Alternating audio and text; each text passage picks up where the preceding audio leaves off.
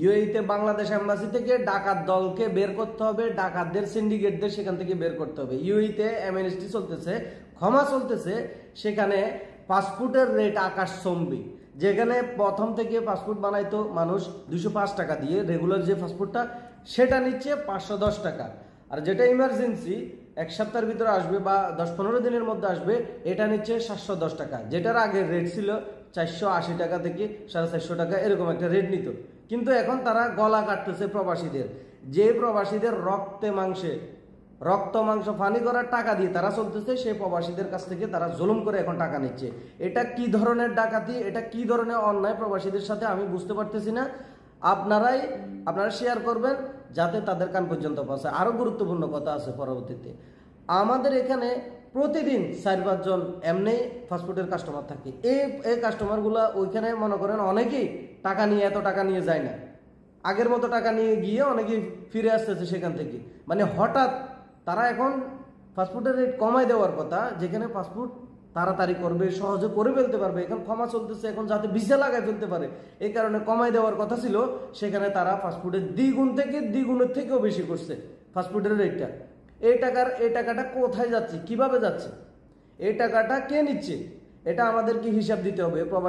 প্রবাসীদেরকে হিসাব দিতে হবে। এই সরকারকে ক্ষমতায় বসাইতে প্রবাসী না, পুরো বিশ্বের যত প্রবাসী আছে সবাই কিন্তু সর্বাত্মক চেষ্টা করছে, সবাই রেমিটেন্স বন্ধ করছে, সবাই আবার রেমিটেন্স দিয়ে এই সরকারকে ভরাই দিছিল।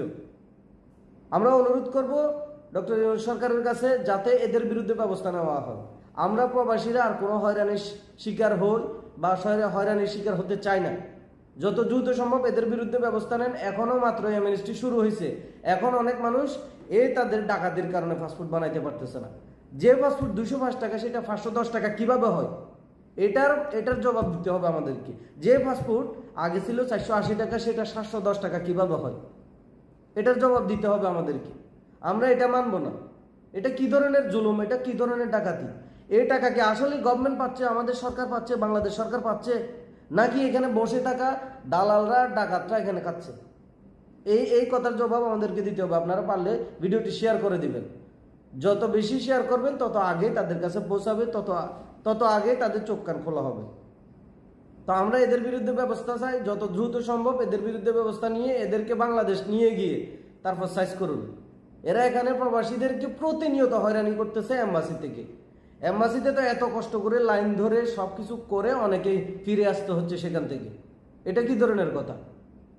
আমরা এই ধরনের হয়রানি চাই না। যেই প্রবাসীদের টাকায় তারা চলতেছে সেই প্রবাসীদেরকে তারা হয়রানি করতেছে, সেই প্রবাসীদের রক্ত মাংস চুষে তারা খাচ্ছে।